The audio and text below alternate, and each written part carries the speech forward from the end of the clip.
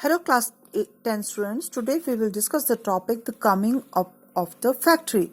And yesterday we have left the topic here. And now a series of inventions in the 18th century increased the efficacy of each step of the production process. Carding, twisting and spinning and rolling.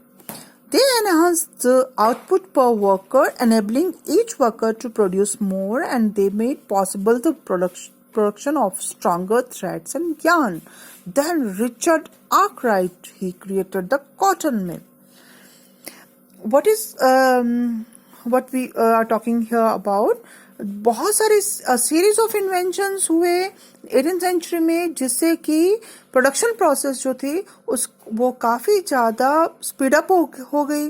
Carding, twisting.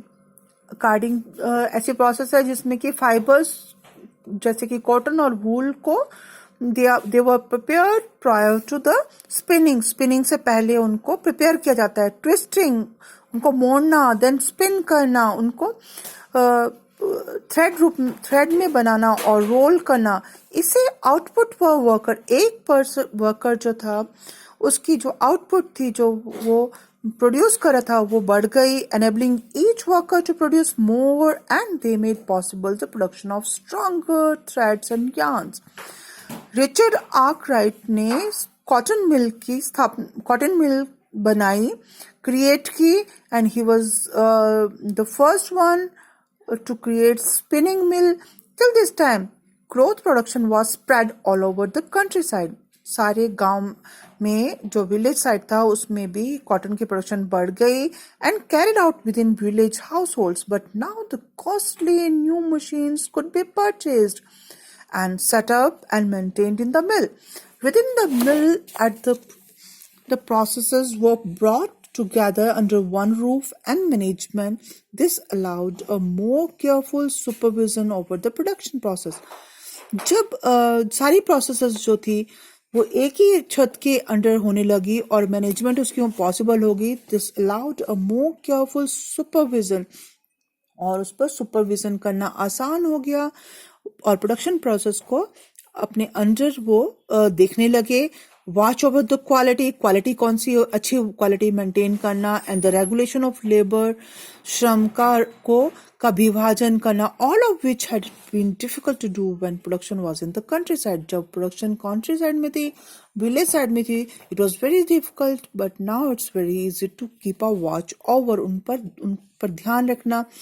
जो production हो रही थी, जो मतलब जो चीजें जो बन रहे थे, स्पिनिंग यार्न्स वगैरह, उनको देखना आसान हो गया.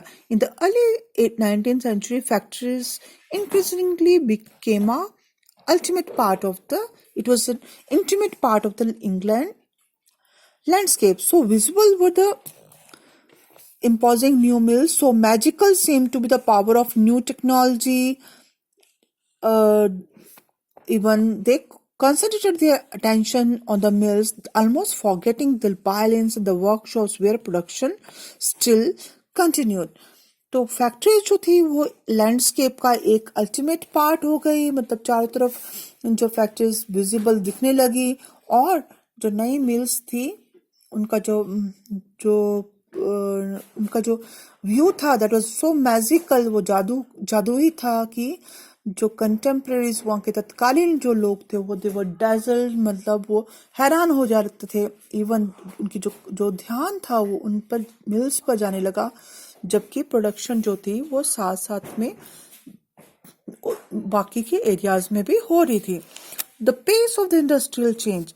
How rapid was the process of industrialisation? Does industrialisation means only the growth of factory industries? क्या इंडस्ट्रियलाइजेशन उद्योग जो है वो सिर्फ फैक्ट्री इंडस्ट्रीज के लिए था? First, the most dynamic industries in Britain were clearly cotton and metal.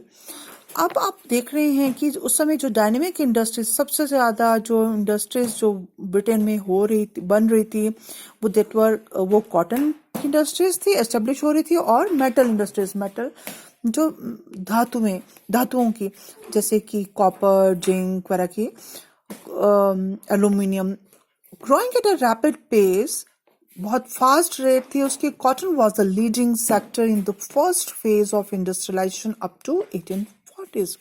1840 तक जो था cotton was the leading sector. जो वो कॉटन का जो सेक्टर था, वो जो एरिया था, वो सबसे ज्यादा प्रमुख था. और it was the first phase of industry. पहला फेज था ये इंडस्ट्रियलाइजेशन का. After that the iron and steel industry led the way.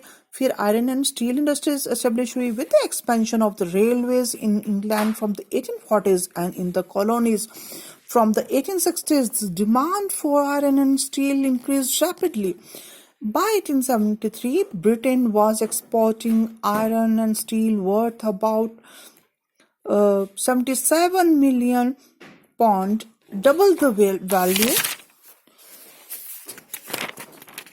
value of its cotton export. मतलब स्टील इंडस्ट्री की जो एक्सपोर्ट थी, that was double the cotton export. Secondly, the new industries could not easily displace traditional industries. जो नई industry से नए उद्योग थे, वो उन्हें ट्रेडिशनल इंडस्ट्रीज को, जो पुराने जो उद्योग थे, घरेलू उद्योग थे, उनको हटाना और अपना स्थान लेना, ये इतना आसान नहीं था. Even at the end of 19th century, less than 20% of the total workforce was employed in technologically advanced industrial sectors. क्या देख रहे हैं हम कि 19th century के एंड तक भी less than 20% of the total workforce, 20% से भी जो कम वर्कफोर्स थी, काम करने वाले जो लोग थे, that were employed in technologically advanced industrial sectors, 20% से भी कम लोग जो थे वो वहां पर काम कर रहे थे इंडस्ट्रीज में, और बाकी जो थे वो घरेलू उद्योगों में काम कर रहे थे. Textiles was a dynamic sector. जो कपड़ा उद्योग था, ये एक डायनेमिक सेक्टर था, चेंजिंग कंटिन्यूसली बदल रहा था. But large portion of the output was produced not within the factories but outside within domestic units.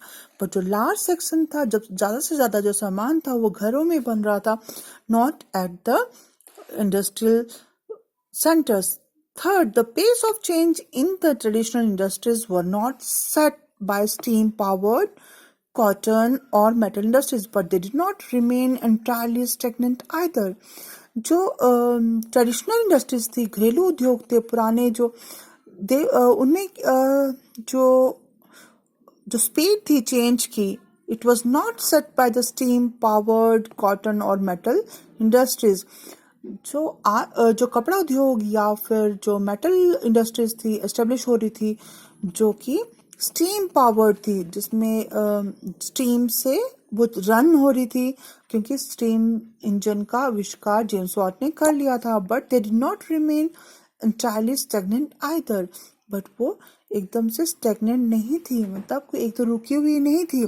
seemingly ordinary and small innovations were the basis of growth in many non-mechanical sectors.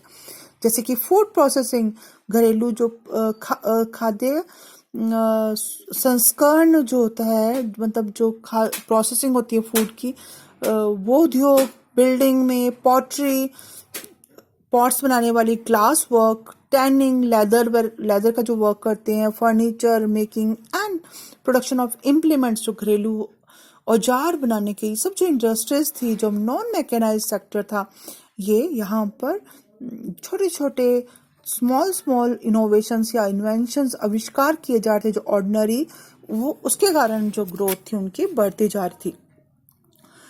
Fourth, technological changes awkward slowly.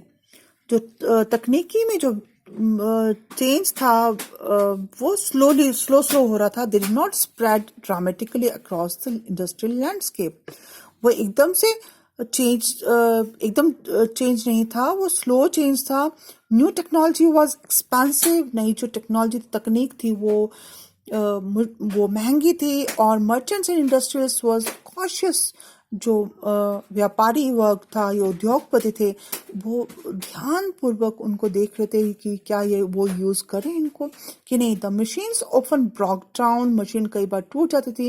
And repair was so costly. They were not as effective as their inventors and manufacturers.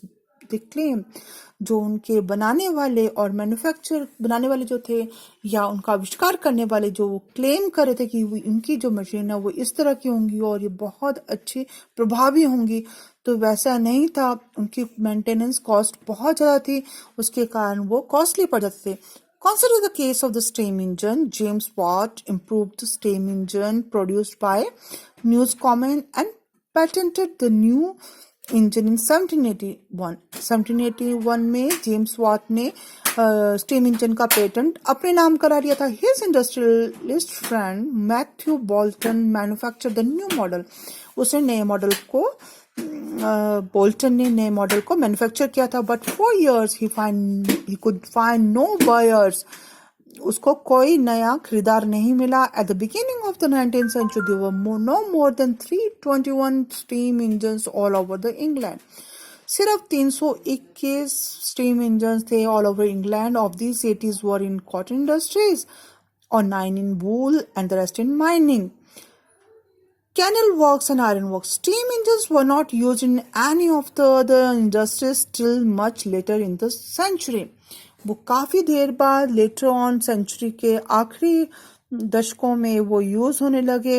So even the most powerful new technology, जो नई technology थी, तकनीक थी, जो बहुत ज़्यादा शक्तिशाली थी, जो कि प्रोडक्टिविटी को बहुत ज़्यादा बढ़ा सकती थी, so that enhance the productivity of labour manifolds, was slow to be accepted by industrialists. Industrialist ने उसको स्लोली एक्सेप्ट किया, उद्योगपतियों ने उसे स्वीकार करने में काफ़ी देरी लगाई। Historians now have to come to increasingly recognize that the typical worker in the mid-19th century was not a machine operator, but the traditional craftsman and laborer, मजदूर और जो क्राफ्ट पर्सन थे, जो कि हाथ खरगे का काम करे, ट्रेडिशनल काम करने वाले जो थे, वो they were the main people, typical worker, not machine operator. This was conceived